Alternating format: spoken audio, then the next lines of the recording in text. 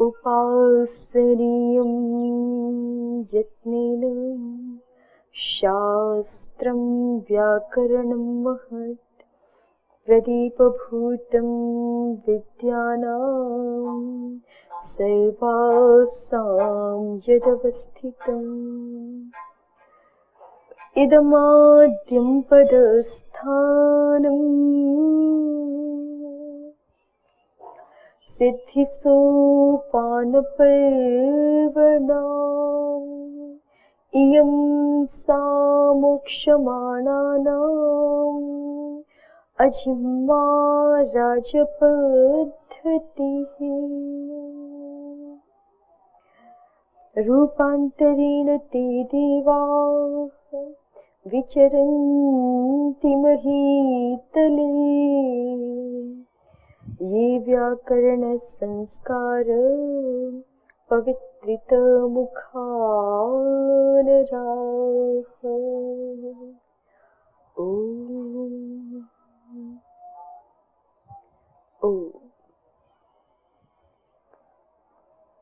अथ किमर्थो वर्णानाम् उपदेशः प्रत्याहारार्थः प्रत्याहारो लाघवेन शास्त्र प्रवृत्त्यर्थः। यहाँ पे न्यासकार को हम देख रहे हैं। न्यासकार ने कहा कि ये जो जिज्ञासु प्रश्न कर रहा है अथ किमर्थो वर्णानाम् उपदेशः, वो प्रश्न इसलिए कर रहा है एवं मन्यते शब्दानुशासनम अधिकृतम, ये विषय शब्दानुशासन विषय अधिकृत है। तत्र येन शब्दानुशिष्यन्ते तस्यैव उपदेशो युक्तः, इसलिए यहाँ पर प्रकृत प्रसंग में किसका उपदेश करना ठीक है? ऐसे किसी सूत्र आदियों का उपदेश करना ही ठीक है जिसके द्वारा शब्दों का अनुशासन किया जा सके। न चैषाम उपदेशेन कस्यचित् शब्दस्य संस्कारः क्रियते, लेकिन आपने दो वर्णों का उपदेश कर दिया, इन वर्णों के उपदेश से तो किसी भी शब्द का संस्कार किया नहीं जा रहा। ततश्च अप्रस्तुताभिधानम् इति प्रश्नस्य अभिप्रायः, तो ये क्या हो गया? ये अप्रस्तुत का अभिधान हो गया, ये प्रश्न का अभिप्राय है। ठीक है।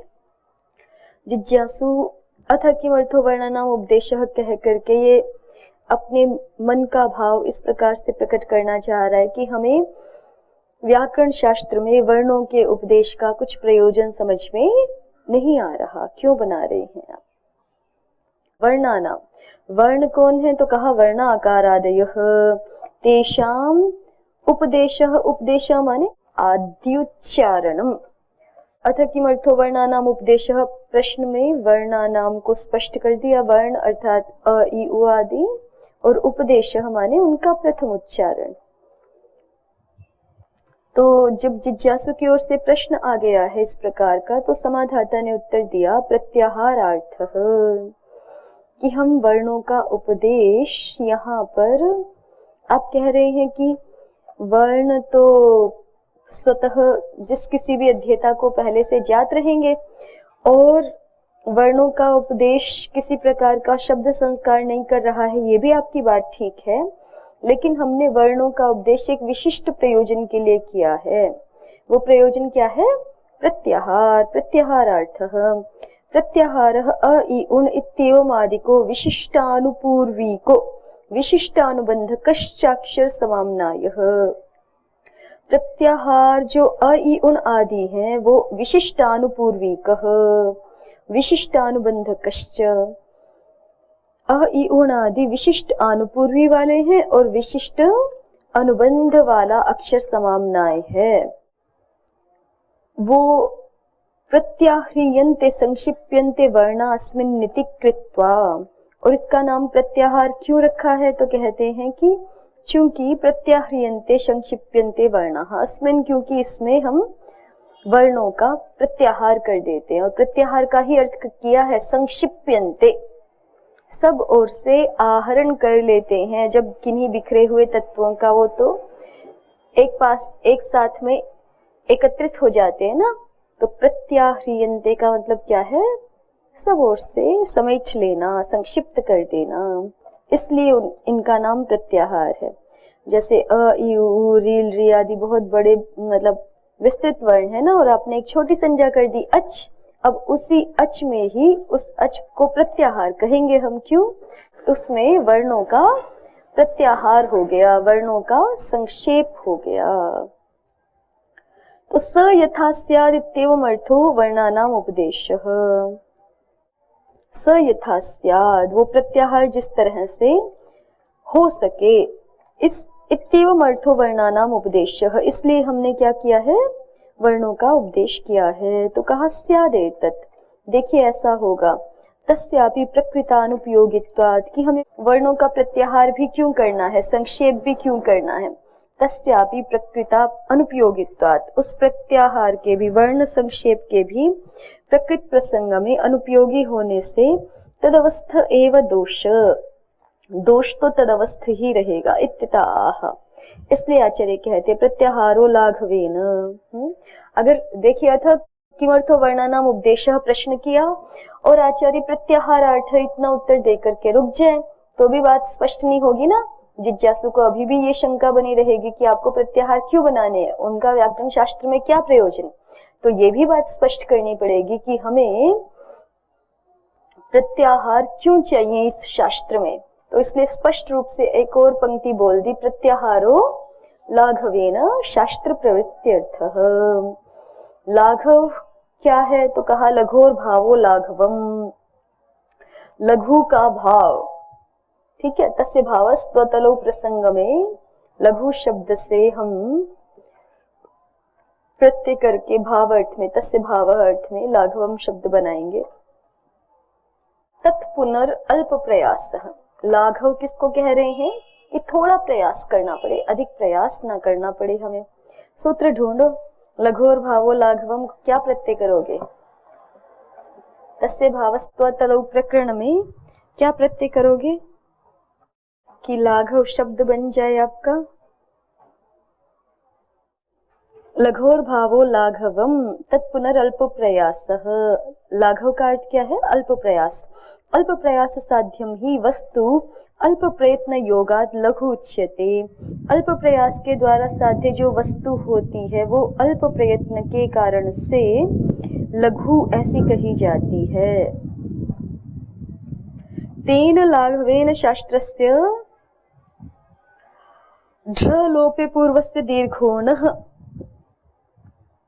देखो ये एक बात बता रहे हैं यहाँ पे कि लघु का भाव हो गया लाघव, लाघव अर्थात अल्प प्रयास, और जिसमें हमें अल्प प्रयास करना पड़े उस वस्तु को अल्प प्रयत्न के योग से लघु कहा जाता है। जैसे हम कहते हैं ना ये वस्तु हल्की है, क्यों हल्की लगी हमें, क्यों हल्की कह रहे हैं उसको, लघु क्यों कह रहे हैं? कि उसको उठाने में हमें कम प्रयास करना पड़ रहा है, ठीक है। हमारा प्रयास लाघव हो रहा है ना, तो उस लघु प्रयत्न के योग से ही वस्तु को भी क्या कह दिया? लघु वस्तु, हल्की वस्तु, ठीक है। तो ऐसे ही यहाँ पर लाघव से शास्त्र प्रवृत्ति हो जाएगी, अल्प प्रयत्न से शास्त्र प्रवृत्ति हो जाएगी।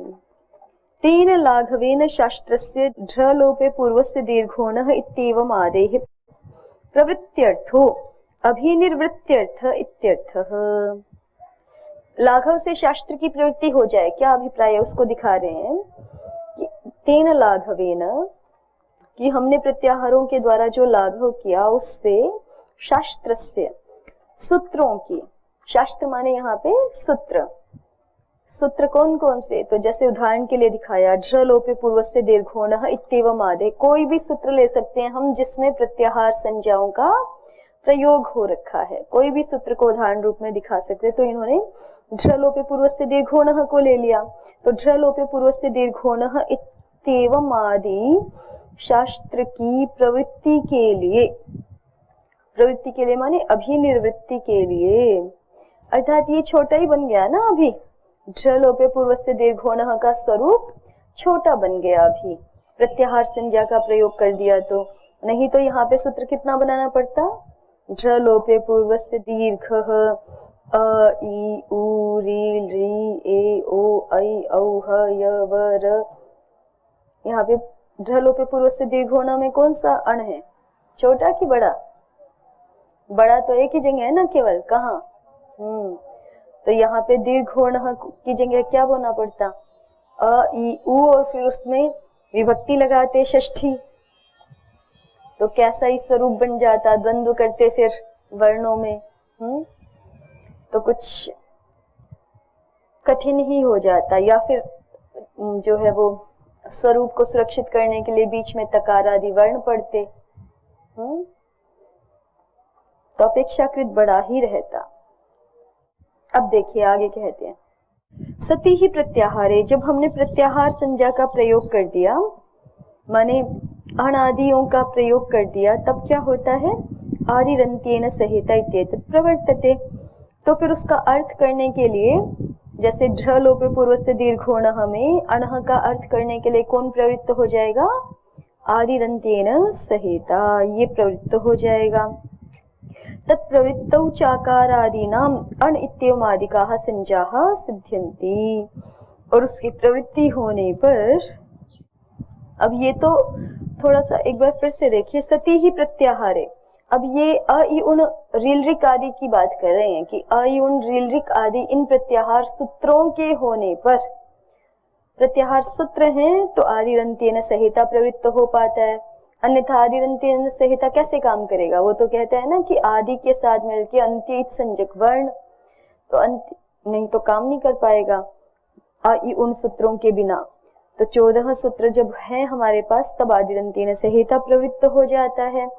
आदिरंत्येन सहिता प्रवृत्त होता है तो अकारादीनाम अण इत्येवमादिकाः संज्ञाः सिद्ध्यन्ति, अकारादि वर्णों की अण इत्यादि संज्ञाएं सिद्ध हो जाती हैं। ततश्च यत्र अकारादीनां ग्रहणमिष्टं तत्र अण इत्येवमादिकैव संज्ञया बहवोऽपि ते निर्दिश्यन्ते, और जब ये अणादि संज्ञाएं सिद्ध हो जाती हैं, तो यत्र अकारादीनां ग्रहणमिष्टं, जहां हमें अकारादियों का ग्रहण इष्ट होता है, तत्र अण इत्येवमादिकैव संज्ञया, वहां अण इत्यादि संज्ञा के द्वारा ही बहवोऽपि ते निर्दिश्यन्ते, वे बहुत सारे वर्ण भी एक छोटी सी संज्ञा के द्वारा ही निर्दिष्ट हो जाते हैं।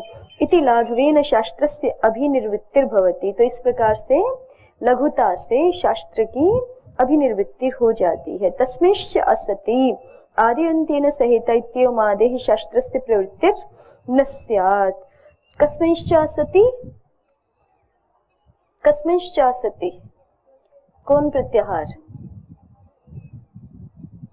अ इ उण रील रिक आदि सूत्रों के ना होने पर, बात वहां से शुरू हुई थी ना। देखिए, सती ही प्रत्याहारे, सती ही प्रत्याहारे पंक्ति में प्रत्याहार का क्या अर्थ है, देखो प्रत्याहार हम दो के लिए प्रयोग करते हैं, है ना, लेकिन आप उसके पीछे सूत्र या संज्ञा शब्द जोड़ दोगे तो स्पष्ट हो जाएगा। अ इ उण आदियों को हम प्रत्याहार सूत्र कहते हैं, और अच इक आदियों को हम प्रत्याहार संज्ञाएं कहते हैं, ठीक है ना। तो सती ही प्रत्याहारे में कौन सा प्रत्याहार लेना है, सती ही प्रत्याहारे पंक्ति में कौन सा प्रत्याहार लेना है, प्रत्याहार सूत्र, ठीक है। प्रत्याहार सूत्रों के होने पे, अ इ उण रील रिक आदि सूत्रों के होने पर आदिरंत्येन सहिता ये सूत्र प्रवृत्त होता है। आदिरंत्येन सहिता के प्रवृत्त होने पर अण इत्यादि प्रत्याहार संज्ञाएं बन जाती हैं, और फिर अनादि प्रत्याहार संज्ञाएं बन जाने पर जहां हमें अकार आदि जिन जिन वर्णों का ग्रहण अभिष्ट होता है, उनके लिए हम तत्त संज्ञाओं का, वहां प्रत्याहार संज्ञाओं का ग्रहण कर देते हैं सूत्रों में, ठीक है। तो इस तरह से एक छोटी छोटी संज्ञा के द्वारा ही बहवोऽपि ते निर्दिश्यन्ते, वो बहुत सारे वर्ण भी निर्दिष्ट हो जाते हैं। इति लाघवेन शास्त्रस्य अभिनिर्वृत्तिर्भवति, तो इस प्रकार से शास्त्र की लघुता से अभिनिवृत्ति हो जाती है, निष्पन्नता हो जाती है, माने शास्त्र छोटा बन जाता है, ठीक है।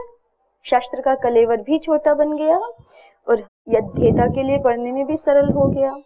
तस्मिंश्च असति, इस पंक्ति पर पहुंच गए थे हम। तस्मिंश्च असति, उसके ना रहने पर, उसके किसके, प्रत्याहार सूत्रों के ना रहने पर, ठीक है। अ इ उण आदि जो 14 सूत्र हैं वो यदि नहीं होंगे तो आदिरंत्येन सहिता इत्योमादेः शास्त्रस्य प्रवृत्तिर्न स्यात्, आदिरंत्येन सहिता इत्यादि सूत्र की प्रवृत्ति नहीं हो पाएगी। क्यों, आद्यंतयोर अभावात, आदि और अंत्य संज्ञक के ना मिलने से, ठीक है। न ही असति सन्निवेश विशेषे तौ उपपद्येते। न ही असति सन्निवेश विशेष, कहते हैं कि जब तक हमारे पास एक निश्चित सन्निवेश विशेष क्रम विशेष वर्णों का नहीं होगा तब तक ये आदि वर्ण है, ये अंत वर्ण है, ऐसा हम कह नहीं पाएंगे। तौ न उपपद्येते, तौ कौ आद्यन्तौ, ठीक है। आदिरंतेन संहिता को प्रवृत्त होने के लिए क्या चाहिए? एक तो आदि चाहिए और एक अंत्य इत संज्ञक चाहिए, ठीक है। तो ये आदि और अंत्य इत संज्ञक कब मिलेंगे? जब हमने एक क्रम विशेष वर्णों का रखा हो तभी मिलेंगे, नहीं तो हम कैसे समझेंगे कि कौन सा वर्ण आदि है कौन सा अंत है? समझ नहीं पाएंगे ना। तो इसलिए कह रहे हैं न ही असति सन्निवेश विशेषे, जब तक एक सन्निवेश विशेष, एक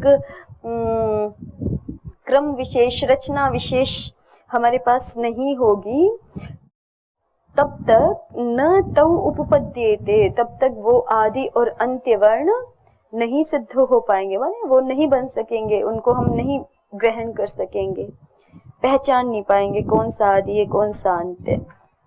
असत्याम च तत्प्रवृत्तौ, और उसकी प्रवृत्ति ना होने पर, उसकी किसकी? आदि और अंत्य वर्ण नहीं मिलेंगे तो किसकी प्रवृत्ति नहीं होगी? आदिरंत्येन संहिता की प्रवृत्ति नहीं होगी। तो असत्याम चित प्रवृत्तौ, उस आदिरंत्येन संहिता की प्रवृत्ति ना होने पर पूर्वोक्ताः संज्ञा न स्युः, पूर्वोक्त संज्ञाएं नहीं हो पाएंगी। पूर्वोक्त कौन सी संज्ञाएं? पूर्वोक्त कौन सी संज्ञाएं? अण, अक, इक, अच आदि जो भी करना चाहते हो, ठीक है, वो संज्ञाएं नहीं हो पाएंगी। माने आदिरंत्येन संहिता जो संज्ञाएं बनाता है वो संज्ञाएं नहीं हो पाएंगी। ततश्च यत्र यत्र सूत्रे अकारादीनां यावतां ग्रहणमिष्टं तत्र ते तावन्तः स्वरूपेणैव निर्दिश्येरन् इति लाघवेन शास्त्रस्य प्रवृत्तिर्न स्यात्। ततश्च, और जब हमारे पास मान लीजिए अण, क्योंकि हम अयुण आदि सूत्र नहीं बना रहे, तो अयुण सूत्र नहीं बना रहे तो आदि अंत्य वर्ण कौन से हैं ये हमें पता नहीं चल रहा। जब आदि और अंत्य संज्ञक वर्ण हमें गृहित नहीं हो रहे तो आदिरंत्येन संहिता की प्रवृत्ति नहीं हो पा रही, और जब प्रवृत्ति नहीं हो पा रही तो अण, अच, इक आदि कोई संज्ञाएं जो कि वर्णों की ग्राहक हो ऐसी संज्ञाएं हमें नहीं मिल पा रही, और नहीं मिल पा रही तो फिर क्या स्थिति बनेगी? तो कहा ततश्च, फिर ये होगा कि यत्र यत्र सूत्रे अकार आदि नाम यावताम ग्रहणमिष्टम, जहाँ जहाँ सूत्रों में अकार आदि जितने जितने वर्णों का ग्रहण इष्ट है, तत्र ते तावन्तः स्वरूपेणैव निर्दिश्येरन्, तत्र ते तावन्तः स्वरूपेणैव निर्दिश्येरन्। फिर हमें क्या करना पड़ेगा? तत्र माने वहां वहां, उन सूत्रों में, जैसे कोई अणची में ई उ रील री इसका स्थानीय के रूप में ग्रहण अभिष्ट है ना, तो उस सूत्र में ते वर्णाः, ते वर्णाः, वो वर्ण तावन्तः, उतने के उतने जितने हैं वो, इकह 4 हैं तो 4 हमें स्वरूप से ही पढ़ने पड़ेंगे, यण 4 हैं स्वरूप से पढ़ने पड़ेंगे, अच 9 हैं तो वो स्वरूप से पढ़ने पड़ेंगे हमें। तत्र ते तावन्तः स्वरूपेणैव निर्दिश्येरन्, वहां वहां उन सूत्रों में वे उतने उतने वर्ण हमें स्वरूप से ही निर्दिष्ट करने होंगे। इति लाघवेन शास्त्रस्य प्रवृत्तिर्न स्यात्, और अगर ऐसा करना पड़ गया तो फिर शास्त्र की लघुता से प्रवृत्ति नहीं हो पाएगी। तद एवं प्रकृतस्य एव अल्प प्रयासेन निष्पादनार्थत्वात् न भवति पूर्वदोषावसरः। तदेवं, तो इस प्रकार से प्रकृतस्य एव अल्प प्रयासेन निष्पादनार्थत्वात्, प्रकृत का ही, प्रकृत माने शब्दानुशासन का ही, आप कह रहे थे ना सबसे पहले जिज्ञासु ने ये दोष दिया था ना कि इन वर्णों का उपदेश शब्द संस्कार में, शब्दानुशासन शास्त्र में कैसे सहायक है हमें समझ नहीं आ रहा। इससे तो कोई शब्दों का संस्कार हो नहीं रहा, आपको तो सूत्र निर्दिष्ट करने चाहिए जो शब्दों का संस्कार करें। तो कहते हैं कि देखो शब्दों का अनुशासन प्रकृत विषय है ना हमारा, और उसी प्रकृत विषय का ही अल्प प्रयास से निष्पादन हो सके, इसी के लिए ये वर्णों का उपदेश है। तदेवं, तदेवं माने तो इस प्रकार से प्रकृतस्यैव, प्रकृतस्य अर्थात शब्दानुशासन, जो हमारा विषय प्रकृत है उसी का ही अल्प प्रयासेन निष्पादनार्थत्वात्, उसी को अल्प प्रयास से निष्पादन करने के लिए ही इन अ इ उणादि वर्णों का उपदेश होने से न भवति पूर्व दोषावसरः, जो आप कह रहे थे कि ये अप्रासंगिक वर्णोपदेश कर दिया बीच में, ये दोष नहीं है। अस्तु, अब इसी बात को हम पद्मंजरीकार की दृष्टि से देखते हैं। अथ किमर्थो वर्णानाम उपदेश इति, तो कहा न तावद अविकृत वर्ण स्वरूप ज्ञापनार्थः, कोई कहे कि अध्येता को आचार्य जो है वो अविकृत वर्ण स्वरूप का ज्ञान कराना चाहते, शुद्ध रूप से वर्णों का स्वरूप ज्ञान अध्येता को हो जाए, इसलिए वर्णों का उपदेश किया है। तो कहते हैं कि न, ये अगर आप बात कहोगे, ये प्रयोजन दोगे वर्णों के उपदेश का, तो ये बात तो ठीक नहीं होगी। क्यों? कहते हैं कि तस्य कलाध्वातादि दोष रहितस्य लोकत एव सिद्धत्वात्। पहली बात कि उस अध्येता को वर्णों के शुद्ध स्वरूप का, कलाध्मात आदि जो भी दोष होते हैं वर्णों के उच्चारण में, उनसे रहित शुद्ध स्वरूप का लोक से ही उसको ज्ञान है।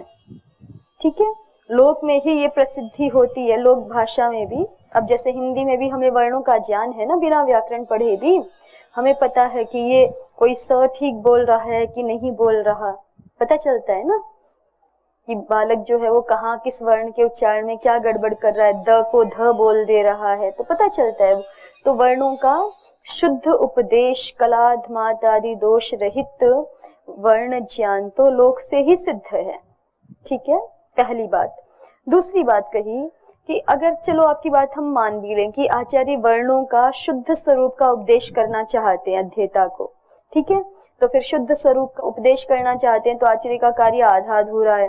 ह्रस्व मात्रों का अ ई उ का तो ज्ञान करा दिया, आ का, फिर आ प्लुत का, उनका कौन ज्ञान कराएगा? फिर उनको भी तो साक्षात उपदिष्ट करना चाहिए था। यदि वर्णों का अविकृत स्वरूप ज्ञापन कराना ही, वर्णों का अविकृत स्वरूप ज्ञान कराना ही आचार्य का अभिप्राय था, तो क्या समस्या भी आ जाएगी अगर ऐसा मानेंगे तो? अन्यथा दीर्घ प्लुतादेर अपि उपदेशः कर्तव्यः स्यात्, तो फिर आचार्य को दीर्घ प्लुतादि का भी उपदेश करना चाहिए था।